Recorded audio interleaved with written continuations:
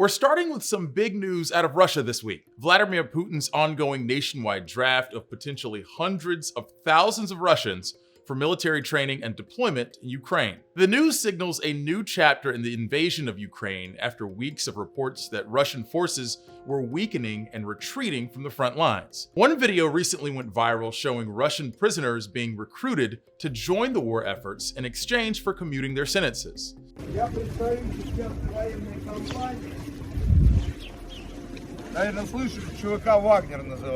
Now, there's something particularly interesting about that recruitment effort.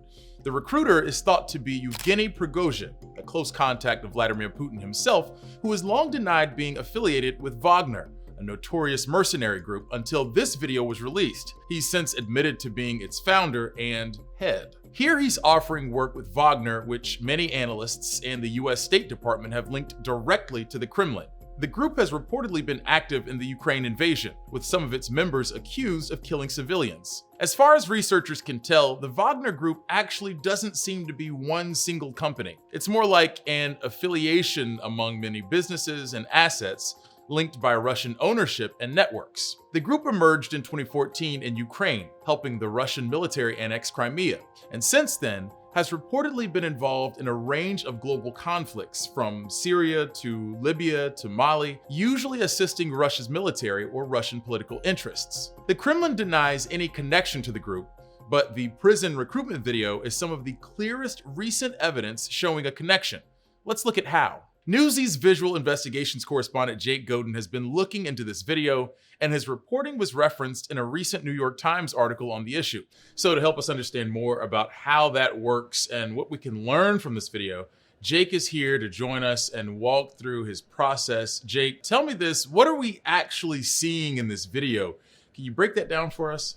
There's not a whole lot going on in the video. It's more about what you're hearing and who's saying it. The man who's wearing brown in the video appears to be Yevgeny Prigozhin, who's known as Putin's chef. He's also the head of this notorious Wagner mercenary company. So the Wagner group is kind of an extension of Russia that they use throughout the world in different places, not only Ukraine, but also in places in Africa, where they've been seen doing operations that maybe Russia didn't want to necessarily be involved with directly.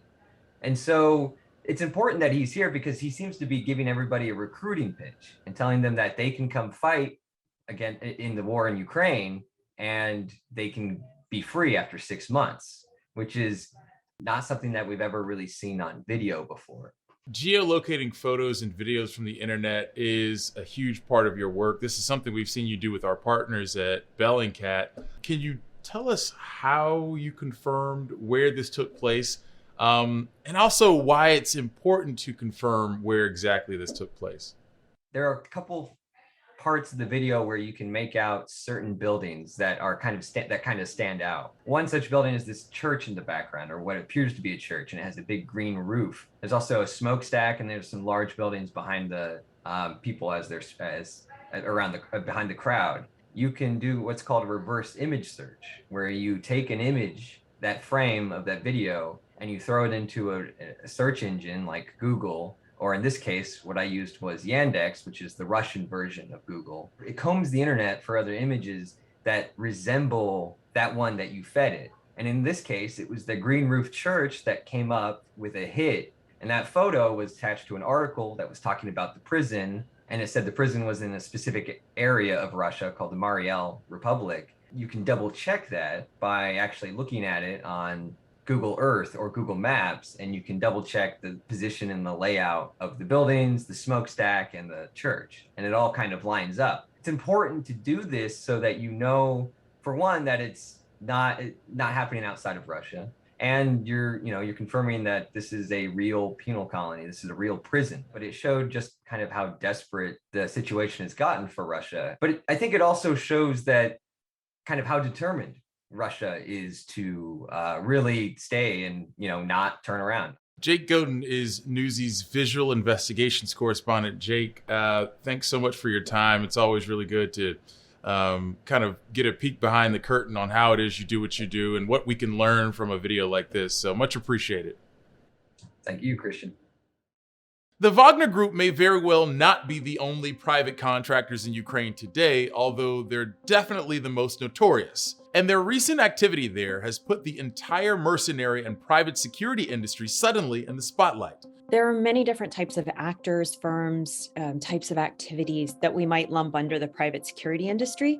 One of them are mercenaries. A mercenary was only someone who was fighting in an armed conflict, was not a national of any of the parties to the armed conflict, and was fighting primarily for the purpose of financial gain. It's an extremely narrow definition.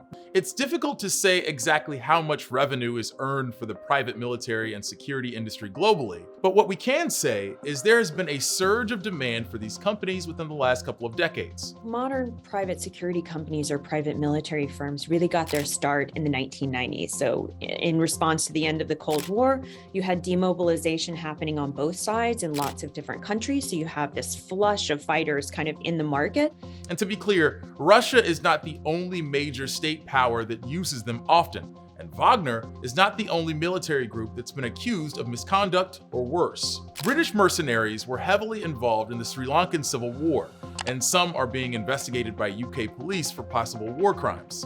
The United States also uses private security companies in a range of conflicts. Most infamously, a number of members with the firm Blackwater were part of a convoy responsible for the Nisour Square massacre in Iraq, where they fired on a crowd of unarmed people. 4 members were charged with manslaughter and murder in 2014, but eventually pardoned by former President Trump. There are a number of reasons why a state government might hire companies for combat, but let's focus on 2 major advantages.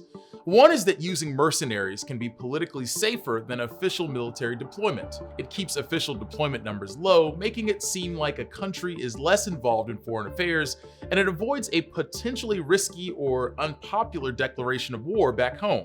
As the US slowly pulled troops out of Afghanistan during the Obama administration, their use of private security contractors in the country rose to over 5,000. The average citizen is also much less aware of mercenary activities than, say, a national military, which allows some major conflicts to skirt under the radar.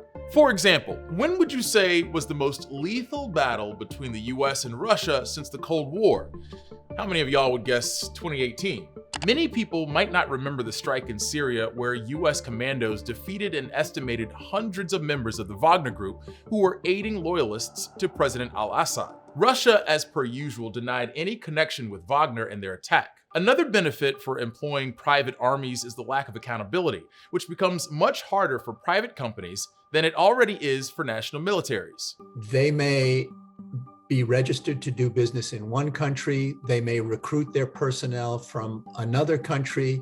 They may have a contract to engage in operations from a third country. Which country has courts that are able to put that individual on trial is a very complicated issue. International regulation for the use of mercenaries is very limited and rarely enforced. In 2001, the UN created a treaty banning the hiring of mercenaries, but critics have pointed out the treaty has too narrow a definition of mercenary to really be useful in the age of private security companies. And beyond that, only a few dozen countries have signed the treaty, not including some major ones involved in the industry. Here's the chair of the UN's Working Group on Mercenaries at a UK Parliament hearing informing the Foreign Affairs Committee of that exact problem. The UK is not a party to that convention before you ask the UK has ever justified why it's not party to that? That would be for the UK to answer.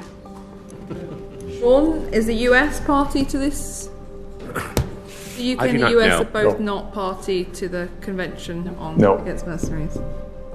Okay, all right. The UK government has never passed a law banning this. When there has been a move by campaigners or some politicians to pass a ban, the Foreign Office have pushed back quite hard and successfully against that.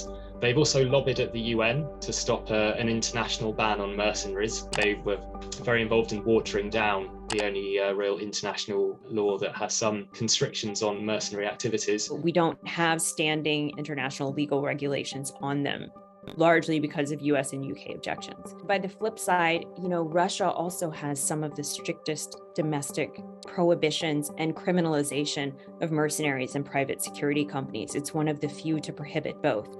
But obviously there can be a difference between domestic regulations and what is actually tolerated in practice. The Wagner Group presents a unique political dilemma going forward. Some analysts have argued it's misleading to call them mercenaries, given their close ties to the Kremlin. Wagner has helped Russia fight proxy wars and spread Russian influence in the Middle East and Africa, but so far, the US hasn't had much of a strategy to combat this, according to a number of diplomatic and military insiders. As long as the US and the West are also dependent on private military companies, it seems the mercenary industry will only continue to grow, along with their influence on global conflicts like in Ukraine.